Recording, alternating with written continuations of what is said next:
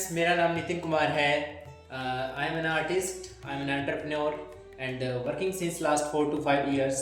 I started my journey in 2019, 2018, and after completing my schools, I started a art studio before the corona lockdown in India. So guys, मैंने शुरुआत अपने school time से के दौरान ही कर दी थी। अपने स्कूल टाइम में ही मैंने डिसाइड कर लिया था कि मुझे अब आने वाले टाइम में आफ्टर स्कूलिंग के बाद तो मुझे एज एन आर्टिस्ट काम करना है, एज अ एंटरप्रेन्योर काम करना है। बचपन से ही मेरा आर्ट में काफ़ी ज़्यादा इंटरेस्ट रहा और मेरे फादर भी आर्टिस्ट हैं। उन्होंने PhD किया इंडियन आर्ट हिस्ट्री से, पेंटिंग से, and mother is also art teacher. She also qualified PhD from Delhi university. So guys, मैंने बचपन से आर्ट के फील्ड में मतलब पार्टिसिपेशन दिया, अपना इंटरेस्ट दिखाया, क्योंकि मेरे फादर भी आर्टिस्ट थे। तो मैंने जब मैं 6-7 साल का था तब से ही अपनी ड्राइंग में प्रैक्टिस करना शुरू कर दिया था। और उस चीज़ के लिए मुझे मतलब मेरी फैमिली की तरफ से भी काफ़ी मुझे मोटिवेशन मिलता रहा। अप्रिशिएशन जब एक आर्टिस्ट को मिलता है, चाहे वो किसी भी फील्ड में हो सकता है। अगर किसी के बाय बैकग्राउंड पेरेंट्स जो हैं वो इंजीनियरिंग फील्ड से हैं, साइंस फील्ड से हैं, अगर वो अपने बच्चे को या उसी फील्ड के लिए मोटिवेट करते हैं तो डेफिनेटली उसकी नॉलेज जो है उसको बचपन से ही मिलनी शुरू हो जाती है। तो ठीक वैसे ही मुझे भी अपने बचपन से ही जब मैं 5 साल का था, 7 साल का था, तब से ही मैंने थिएटर भी किया, स्टेज शोज़ किए अपने फादर के साथ। अपनी फैमिली में जो आर्टिस्ट है, मेरी बुआ भी आर्ट टीचर है, तो मैं बचपन से ही आर्ट फील्ड से जुड़ा रहा। तो 3rd क्लास में मेरे फर्स्ट टाइम जो मेरी फर्स्ट पोजीशन आई थी पेंटिंग कंपटीशन में, वो 3rd क्लास में आई थी। तो उस टाइम मुझे 500 रुपये कैश प्राइज़ मिला था। तो उस टाइम जब वो मुझे 500 रुपये कैश प्राइज़ मिला, और उस टाइम एज काफ़ी कम थी, 8-9 साल एज थी जो भी, तो उस दौरान मुझे वो बहुत मोटिवेशन मिला कि यार मतलब मैंने जस्ट एक ड्राइंग की एक पेज के ऊपर A4 साइज़ पे, और मुझे उसके लिए 500 रुपये मिल गए। और मुझे मतलब इतना ज़्यादा मोटिवेशन हुआ। उस टाइम से मैंने सोच लिया कि यार ये फील्ड बहुत अच्छा, मुझे इंटरेस्ट आने लगा। मैं ड्राइंग की कार्टून ड्राइंग्स करने लगा, मैं सुपर हीरोज़ ड्रॉ करने लगा, निंजा हथौड़ी और ये सब जितने भी उस टाइम। एक्चुअली हमारे घर में उस टाइम TV तक भी नहीं था, तो मुझे मतलब रेफरेंस भी नहीं मिलता था कहीं से देखने के लिए। मैं पड़ोस के घर जाता था, वहाँ पे कार्टून चल रहा होता था, तो मैं बैठ के वहाँ पे लाइव ड्राइंग करता था अपनी रफ नोटबुक में। तो मैं जैसे निंजा हथौड़ी चल रहा होता था तो मैं उसको लाइव ड्रॉ करने की प्रैक्टिस करता था, स्पाइडरमैन, बेन टेनिसन और ये कार्टून जो चल रहे थे। उसके बाद फिर मैंने कॉमिक्स बुक ख़रीदना शुरू किया। हमारे घर में फिर न्यूज़पेपर आना शुरू हो गया जब मैं 4th-5th क्लास में था। तो न्यूज़पेपर में से मैं कटिंग करता था कार्टून कैरेक्टर्स की। कॉमिक बुक्स में से मैंने स्टोरीज़ लिखना शुरू कर दिया। मैंने डायरी राइटिंग शुरू करी अपनी 4th-5th क्लास में। और मतलब अपने आप को मैंने अपनी जो स्किल्स थी, आर्ट की हॉबी थी जो मेरी, उस पर मुझे काफ़ी इंटरेस्टिंग लगने लगा। मैंने उस पर काम करना शुरू कर दिया।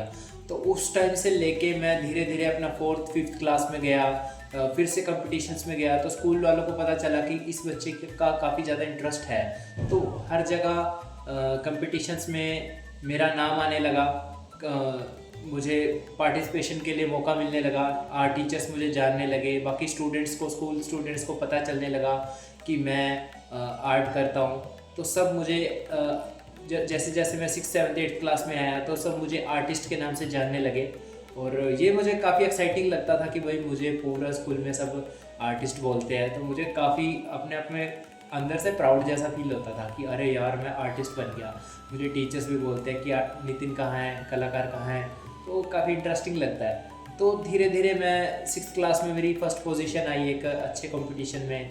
बेस्ट आउट ऑफ वेस्ट में मैंने एक छोटा सा डिवाइस बनाया। एक्चुअली मेरे को क्या था कि भाई हम मिडिल क्लास फैमिली से हैं, तो मुझे उतना मतलब क्रिएटिविटी करने के लिए सामान इधर उधर से नहीं मिलता था। तो मैं वेस्ट चीज़ों से मैं कुछ क्रिएटिविटी करता रहता था। जैसे घर में जो माचिस की तिल्लियाँ होती हैं, मैस्टिक्स होती हैं, उनका मैं यूज़ करके उससे कभी साइकिल बना रहा हूँ, कभी बाइक बना रहा हूँ, छोटी सी हट बना रहा हूँ। और इस तरह के कुछ creative pieces art and craft में मैंने बनाने शुरू कर दिए। उसके बाद मेरा साइंस में भी काफ़ी ज़्यादा इंटरेस्ट बढ़ने लगा और धीरे धीरे मैंने अपना मतलब साइंटिफिक जो साइंस के प्रोजेक्ट्स वगैरह होते हैं उन पे भी काम करना शुरू करा। 7th-8th क्लास में आके मेरा एक सेकंड पोजीशन आई थी पूरे स्कूल में। उस टाइम मैंने एक एसी बनाया था, वो वेस्ट जो थर्माकोल बॉक्स होता है उसमें मैंने बर्फ़ डाल के और कूलिंग का सिस्टम बनाया था, जो कि चार्जेबल भी था, यूजेबल बैटरी लगी थी उसमें, और वो मेरा सेकंड पोजीशन आया वो बेस्ट आउट ऑफ वेस्ट में। उसके बाद मैंने इंग्लिश क्विज़ में और इन चीज़ों में भी पार्टिसिपेट करना शुरू कर दिया, क्योंकि उस टाइम मैं मतलब मेरे पास टीवी उतना रिसोर्सेज थे नहीं, ना मेरे पास कोई स्मार्टफोन था, बट मेरे को ये था कि मैं इंग्लिश मोटिवेशनल स्टोरीज़ पढ़ता था, कोई बुक्स वगैरह पढ़ता था, कॉमिक्स पढ़ता था, तो वहाँ से मेरे को थोड़ा सा अपनी लैंग्वेज पे भी काम करने का मौका मिला। And I tried to improve my English language and जैसे जैसे 8th क्लास 9th में आया मैं, तो मैंने अपने प्रोजेक्ट्स पे भी काम किया, साथ के साथ अपनी स्टडीज़ भी की, अपनी हॉबीज़ को भी कंटिन्यू रखा। बट जैसे जैसे मैं 10th में आया तो मुझे एक चीज़ का पता चला कि भाई मेरी फैमिली जो है मतलब आर्टिस्ट है, फादर भी आर्टिस्ट हैं, बट वो उतना उस फील्ड में एक्सेल्ड उस लेवल पे जाके फ्रीलांसिंग मतलब प्रोजेक्ट्स पे काम नहीं कर पाए, क्योंकि मिडिल क्लास हैं हम लोग, तो हर किसी के साथ ये स्ट्रगल है कि मिडिल क्लास होते हैं तो अपनी फैमिली रिस्पॉन्सिबिलिटीज़ ज़्यादा प्रायोरिटी भी रखती हैं, है ना। वो अपने स्किल्स को और अपनी नॉलेज को उतना ज़्यादा टाइम नहीं दे पाते। But I am very proud that my father and my mother is also very talented and highly knowledgeable person. So मैं बहुत ही लकी हूँ कि मुझे एक बहुत ही डेडिकेटेड फैमिली मिली है जो कि मुझे काफ़ी सपोर्ट करती है ना। तो अगर किसी के पास ऐसी फैमिली नहीं भी है तो भी वो मतलब कहीं ना कहीं से शुरुआत कर सकता है, वो ऐसे लोगों को ढूंढ सकता है तो जो कि उसको सपोर्ट कर सकते हैं, उसके आइडियाज़ को उसको मोटिवेट कर सकते हैं। वो लोग आपको आपके स्कूल में मिल सकते हैं, वो लोग आपको आपके कॉलेज लेवल में आके मिल सकते हैं, हो सकता है वो आपके फ्रेंड सर्कल से ऐसे लोग हो सकते हैं जिनका इंटरेस्ट भी आपके क्रिएटिव फील्ड में हो, वो भी आपकी तरह आर्टिस्ट या कुछ इंजीनियरिंग की चीज़ों में इंटरेस्ट रखते हो, साइंस में हॉबीज हो उनकी, है ना। तो मुझे भी ये चीज़ समझ आ गई थी कि अकेले कोई भी इस फील्ड में हाईली लेवल पे काम नहीं कर सकता। बेसिकली मैं बात कर रहा हूँ एक मिडिल क्लास आर्टिस्ट या फिर एक एंटरप्रेन्योर की। तो यहाँ से मुझे समझ आया कि अकेले कुछ नहीं पॉसिबल है। तो मैंने उसी टाइम से 10th के बाद ही मैंने एक ग्रुप शुरू किया जिसका नाम मैंने NK आर्ट स्टूडियो रखा। उसमें स्टार्टिंग में कुछ एक आर्टिस्ट मेरे साथ जुड़ना शुरू हो गए और मेरे स्कूल वाले कुछ फ्रेंड्स जुड़ना शुरू हो गए। हम लोग छोटे छोटे साइंस के प्रोजेक्ट्स बनाने लगे, हम आर्ट के प्रोजेक्ट्स बनाने लगे, और जो स्कूल में और बच्चों की असाइनमेंट्स होती है, साइंस की प्रोजेक्ट्स होते हैं, वो मैंने लेना शुरू कर दिया। प्रैक्टिकली मैंने काफ़ी इस फील्ड पे मतलब काम करना शुरू कर दिया। उससे मुझे थोड़ा बहुत इनकम भी जनरेट होने लगी। उस इनकम को मैं इन्वेस्ट करता था कोई टूल्स खरीदने में, जैसे कि शोल्डरिंग मशीन खरीद ली, कभी कोई IC का सर्किट खरीद लिया, कोई डिवाइस बना दिया। तो इस तरीके की चीज़ों पे मैंने इन्वेस्ट करना धीरे धीरे शुरू कर दिया। और फैमिली का भी मतलब आर्ट को लेके काफ़ी सपोर्ट था, क्योंकि ऑलरेडी मेरे घर में आप मतलब जो मुझे टूल्स तो सब मिल ही गए थे, ब्रशेज़ हो गया, पेंटिंग कलर्स हो गए, वो सब तो ऑलरेडी मेरे घर में अवेलेबल था। क्योंकि मेरी बुआ भी आर्ट एंड क्राफ्ट के स्टूडेंट थे, उन्होंने भी BFA किया, एंड मेरे फादर ने भी BA MA किया, उसके बाद PhD किया पेंटिंग से। तो ये सब चीज़ें मेरे पास अवेलेबल थी। और दूसरी बात, मेरे पास बुक्स जो होती हैं इंडियन आर्ट एंड कल्चर की, ठीक है, वो सारी मेरे पास अवेलेबल थी। मतलब मेरे पास अनलिमिटेड नॉलेज का स्कोप अवेलेबल था। तो मैंने उसी टाइम से इन चीज़ों में थोड़ा थोड़ा इंटरेस्ट अपना दिखाना शुरू किया। मैंने कुछ एक आर्ट की प्रैक्टिस बुक्स को पढ़ना शुरू किया, थोड़ा सा एनाटॉमी वगैरह पे प्रैक्टिस किया, स्केचिंग शुरू करी, और धीरे धीरे मेरा स्किल जो है इम्प्रूव होता चला गया। मतलब आज मैं ये नहीं कहता कि मैं बहुत ही ज़्यादा टैलेंटेड हूँ, बहुत ही ज़्यादा मेरे पास स्किल्स है, बट नहीं, मेरे को इतना नॉलेज है कि भाई एक आर्टिस्ट को क्या क्या रिक्वायरमेंट होती है इस फील्ड में एक्सेल्ड करने के लिए। तो मतलब कोई भी आर्टिस्ट है वो कभी भी कंप्लीट अपनी मतलब पूरी जर्नी में कभी होता नहीं है।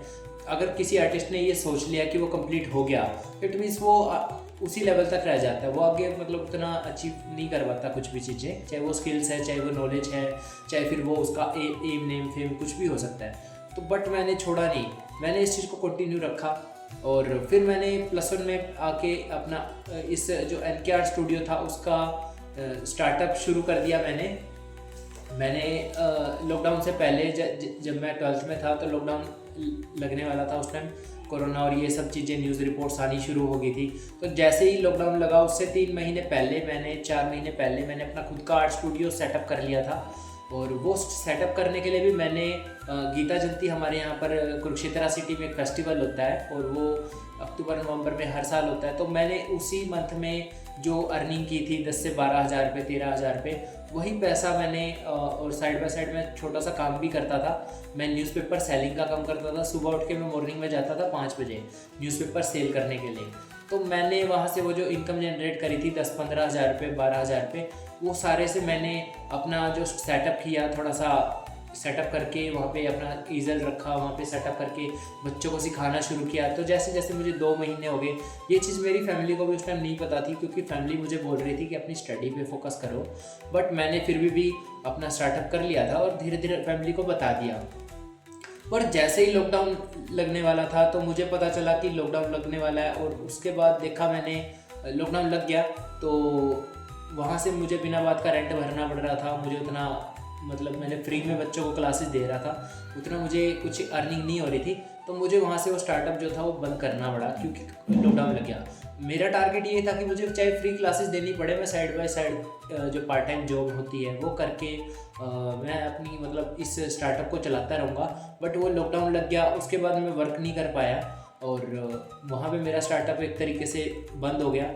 तो लॉकडाउन के बाद फिर से मैंने इस चीज़ को कंटिन्यू किया। जैसे ही लॉकडाउन बंद हुआ मैंने उस दौरान ऑनलाइन अपना स्किल्स पे प्रैक्टिस किया, अपनी स्केचिंग करी और अपने जो आस पड़ोस के बच्चे थे उनको ड्राइंग की कुछ एक स्किल्स अपने साथ बुला के मैं उनको प्रैक्टिस करवाता था, मैं खुद भी करता था प्रैक्टिस। तो लॉकडाउन के दौरान भी मैं अपने स्किल्स पे काम करता रहा, अपनी स्टडी भी करता रहा। फिर 12th जैसे ही मेरी कंप्लीट हुई उसके बाद मेरा एक कॉलेज में एडमिशन हो गया, आर्ट कॉलेज में। मैंने वहाँ पे भी काफ़ी कुछ सीखा वहाँ पे, बट वहाँ पे मैं उतना स्किल्स पे मतलब सीख नहीं पाया क्योंकि वो वहाँ पे मैंने BFA में एडमिशन लिया था। बट मुझे समझ आया कि भाई मुझे पेंटिंग और अपनी स्किल से आर्ट स्किल से ज़्यादा मुझे अपनी प्रैक्टिकल स्किल्स जैसे कि मार्केटिंग हो गया, ग्राफिक डिज़ाइनिंग हो गया, वीडियो एडिटिंग हो गया, एनिमेशन इफ़ेक्ट्स हो गया और ठीक है, इस तरीके की चीज़ों पे मुझे काम करना चाहिए। और वो आने वाले टाइम में 2 साल में 3 साल में ज़्यादा ग्रो करेंगे और उनकी नेसेसिटी जो है वो बढ़ जाएगी और उसका स्कोप भी ज़्यादा होगा। तो मैंने वहाँ पे BFA में ड्रॉप ले लिया। उसी टाइम मेरा फर्स्ट ईयर कंप्लीट होने वाला था तो मैंने वहाँ से ड्रॉप लिया। उसके बाद मैंने दोबारा से एक दूसरे कॉलेज में एडमिशन लिया, कुरुक्षेत्र यूनिवर्सिटी में। कुरुक्षेत्र यूनिवर्सिटी में एडमिशन लिया मैंने। यहाँ पे अपना मैंने ग्राफिक डिज़ाइनिंग शुरू किया 2022 में, 22 के आसपास। तो 2022 में 23 में तो मैंने अपना फिर यहाँ पे अपना editing skills, social media, Instagram शुरू किया। इंस्टाग्राम पे कैसे पोस्ट डालते हैं, कैसे कंटेंट लिखते हैं, वो सब चीज़ें प्रैक्टिस करना शुरू किया। काफ़ी सारे लोगों के साथ जुड़ा मैं और ऐसे करते करते काफ़ी बेसिक चीज़ें मेरे को पता चलती चली गई कि क्या क्या आने वाले टाइम में एक आर्टिस्ट को रिक्वायरमेंट है। एक पेंटर है, एक स्कल्प्टर है, एक कोई भी आर्ट फॉर्म पे वो काम कर रहा है, ठीक है, वो क्ले मॉडलिंग करता है, किसी भी तरह का आर्ट फॉर्म पे वो काम कर रहा है, बट उसे एक टीम की ज़रूरत होती है जैसे कि उसके काम की जो डॉक्यूमेंटेशन करे, उसके काम को जो फोटोग्राफी करे, उसके काम की वीडियोस बनाए, रील्स डाले, क्योंकि आजकल जो ट्रेंड है रील्स का है, शॉर्ट्स का है। तो कंटेंट आज के टाइम में बहुत इंपॉर्टेंट है। अगर आज के टाइम में लियोनार्डो दा विंची भी होते और अगर उनको एक प्रैक्टिकल और इंस्टाग्राम सोशल मीडिया की नॉलेज ना होती तो शायद वो उनके पोस्ट पे भी 100-200 लाइक ही आते, ज़्यादा से ज़्यादा 1000-2000 लाइक्स आते। बट आज के टाइम में एक आर्ट स्किल से ज़्यादा जो वैल्यू है, एक कंटेंट की क्वालिटी मैटर करती है कि किस आर्टिस्ट के कंटेंट में कितना दम है, वो कितना उसकी क्या रीच है, वो कितना अपने आइडियाज़ पे, किस आइडिया पे काम कर रहा है, वो आइडिया कितने लोगों के साथ रिलेटेबल है। तो काफ़ी सारी चीज़ें मुझे सीखने को मिली और यहाँ से मैं अपना फील्ड पे अभी भी काम कर रहा हूँ। और 2022-21 से लेके आज तक मैंने अपने साथ में 250 से लेके 500 के आसपास पूरे वर्ल्ड से, मतलब दुबई से, कनाडा से, लंदन से जो आर्टिस्ट इंडिया से बिलोंग करते हैं उन सब के साथ अपना कनेक्शन बिल्ड किया। सोशल मीडिया, इंस्टाग्राम पे उनके साथ पर्सनली चैट की, रेगुलर मैं उनके साथ कनेक्ट रहा। अपना मैंने पूरा टाइम अपना जो सोशल मीडिया को दिया, मतलब मैंने गलत चीज़ों के लिए सोशल मीडिया को टाइम नहीं दिया कि मैं पूरा दिन रील्स देख रहा हूँ, नहीं, मैंने अपना टाइम जो था मैंने वो इन्वेस्ट किया। मैंने मान लीजिए यहाँ का एक आर्टिस्ट है, अब मेरे बहुत अच्छे फ्रेंड है, सोनू नाम है उनका, वो लंदन में काम कर रहे हैं तो उनके साथ बात की। और भी बहुत सारे आर्टिस्ट हैं, दुबई में एक मैम है उनके साथ मैं कनेक्ट हुआ, तन्वी मैम हैं। तो इस तरीके से बहुत सारे आर्टिस्ट लोगों के साथ मैं कनेक्ट रहा, उनसे मैं बात करता रहा, रेगुलर बात करता रहा और मैं अपने कंटेंट पे थोड़ा थोड़ा काम करता रहा। बट मुझे लगा कि एक बार एक कम्युनिटी बिल्ड करनी चाहिए इसके लिए, तो मैंने एक आर्टिस्ट कम्युनिटी बिल्ड करनी शुरू कर दी। 2022 से लेके अभी तक मेरे पास 500 से ज़्यादा artist all over the India जुड़ चुके हैं और एक मेरे पास एक अलग से कस्टमर ग्रुप है जिसमें 200 से 250 लोगों के आसपास से सिर्फ कस्टमर्स मैंने ऐड किए हैं जो आर्ट को परचेज़ करने के लिए इंटरेस्टेड हैं, जिन लोगों का आर्ट फील्ड में इंटरेस्ट है, मतलब वो परचेज़ करना पसंद करते हैं। तो यहाँ से मेरे को एक एम मिला कि यस, यहाँ से मैं एक कम्युनिटी बिल्ड करूँगा, उस कम्युनिटी में से मैं एक अपनी टीम बिल्ड करूँगा और वो टीम मेरे लिए भी काम करेगी और हम सब मिलके काम करेंगे। तो इस कम्युनिटी का नाम मैंने आर्टिविस्टा रखा। इस कम्युनिटी को मैं बहुत अच्छे लेवल पे आज लेके चला गया हूँ। हम लोग वर्कशॉप्स कर रहे हैं, फ्री वर्कशॉप्स कर रहे हैं, बच्चों को फ्री आर्ट क्लासेस भी दे रहे हैं, फ्री ऑनलाइन एजुकेशन भी प्रोवाइड कर रहे हैं। ऑनलाइन एजुकेशन में कैसे, हम कॉल्स पे भी अगर किसी बच्चे की कोई क्वायरीज होती है वो उसको बताते हैं, उसको कहीं से कोई कंटेंट चाहिए, कुछ रेफरेंस वीडियो चाहिए, कुछ भी रिक्वायरमेंट होती है, किसी को आर्ट मटेरियल की रिक्वायरमेंट है, मैं हर तरीके से बहुत सारे आर्टिस्ट को 1000-1200 आर्टिस्ट को सोशल मीडिया पे मैं इस तरीके से हेल्प कर रहा हूँ। उन लोगों के डीएम आते हैं मेरे पास, वो लोग मेरे से पूछते हैं, उनके क्वेश्चंस पुट वो करते हैं, मैं उनको आंसर करता हूँ। और बेसिकली मुझे इसमें बहुत सारी प्रॉब्लम्स आई। मैं अपनी स्टडी से भी काफ़ी मतलब उतना टाइम स्टडी को भी नहीं दे पाया, उतना टाइम मैं अपने स्किल्स को भी नहीं दे पाया, बट मैंने अपना जो नेटवर्क था वो एक बहुत अच्छे लेवल पे बिल्ड किया and I am proud that इस चीज़ के लिए मुझे बहुत सारे लोगों ने बहुत सपोर्ट किया and I am very thankful to all of you and thank you so much for watching and stay tuned with me and sure you will receive more content from my side regular and I hope this vlog will be very helpful and useful for you. Art और entrepreneurship से related content जो है time to time मिलता रहेगा and